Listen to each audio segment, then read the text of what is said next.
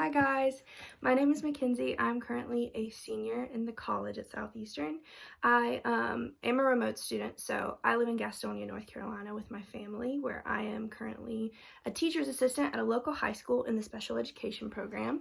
Hopefully this coming semester will be my last semester at Southeastern, and then I'll graduate and pursue my master's. But I'm really excited to do this assignment with you guys. So I chose to do my ethnographic interview on the Roma people, and that's really near and dear to my heart because my brother is actually adopted from Bulgaria and is Roma. So I just want to start by kind of giving you like a general understanding of like who the Roma people are, because a lot of people don't know. To begin, I wanted to say that their place of origin is not really known for sure. A lot of people think that they originated in India based on their language and some of their biological characteristics, but really they're a nomadic people group. They're scattered throughout Europe, Russia, a couple of different places, but there's a good concentration of them in Eastern Europe, and that's where my brother is from Bulgaria. Another thing to really consider when addressing the Roma people is that you're going to hear a lot of people refer to them as another name, which starts with a G. I'm not going to say it here because it is a slur, but if you are interested, you could probably look up the Roma people, and one of the first things to pop up will be the word that they're often referred to as. We have TV shows with the name in it. We have clothing brands. It's kind of considered a lifestyle in America, but in a lot of these countries, it can be derogatory, so that's something to keep in mind. Another thing to kind of consider is that this is a oral culture. It is very much told through stories, through family members, passed down through generations. So you will see a lot of variation, not only through the, countries they come from, they reside in, or, the communities they're in, but their families and the things that their families have chosen to focus on and enforce throughout the generations that have come after them.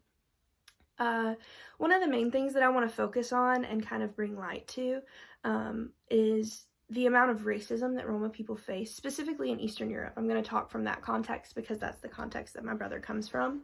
I don't know if a lot of you guys know this, but Roma people face extreme prejudice and violence and racism, and it affects their lives in these, environments. Like, it's not illegal in these countries to say, you can't work here because you're Roma.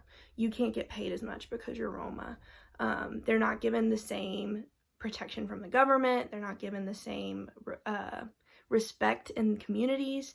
So a lot of times they keep to themselves, and they resort to things like prostitution, gang violence, begging. A lot of them are in poverty. A lot of these countries have significant populations of Roma orphans because they're just really affected by the racism. And because it's not something that the government really fights against, it's pretty much just rampant in these countries.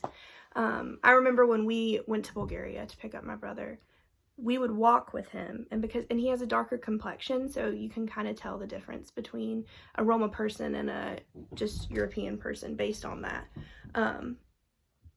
But they would pull their kids away from my brother.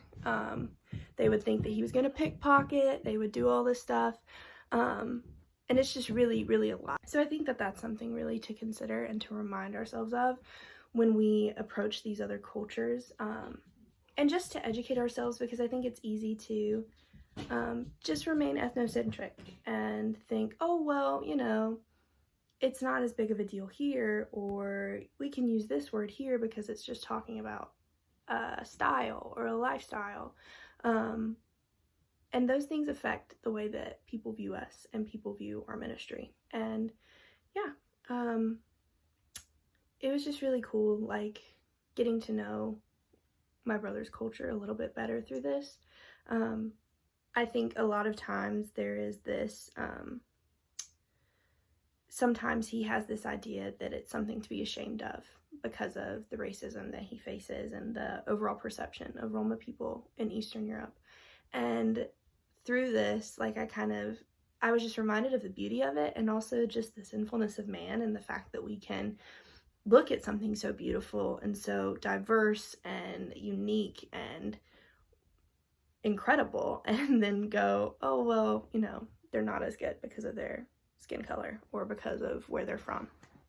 And so I want to just kind of, in the future, from this point on, just really make sure to appreciate my brother's culture and to engage him in his culture and make him feel like it's something to be celebrated and appreciated, because I don't ever want him to feel like the perception of the world is the perception of Christ and Christians.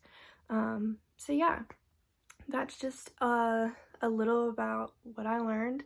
I would really encourage you guys to look up some things about Roma people, talk to anybody that you know is from Eastern European countries, and kind of get an idea of what their experience is and if they know any people who are Roma, because it's really, really interesting. And these people are incredibly relational, and I just think that they're often overlooked because of the way that they exist in these smaller communities, and the fact that they don't have a country of origin. Like, all of these things kind of affect the way that they're treated by their own countries, and then also by us as well.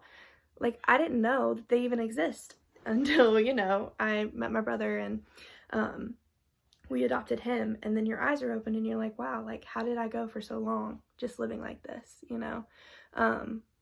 So yeah, I just think that these interviews are really cool, and I learned a lot about how to understand, and not only understand another culture, but really appreciate it, because I think that's what a lot of people who come from different backgrounds need, is Americans who don't look at their culture as something that's wrong or odd, but something that's beautiful, and something that they want to learn about and appreciate and celebrate with them. A lot of times they don't have, you know, people from the same background in their lives, and if we can be a person of comfort and of familiarity, even if we don't come from those backgrounds, I think that would do wonders for our ministry.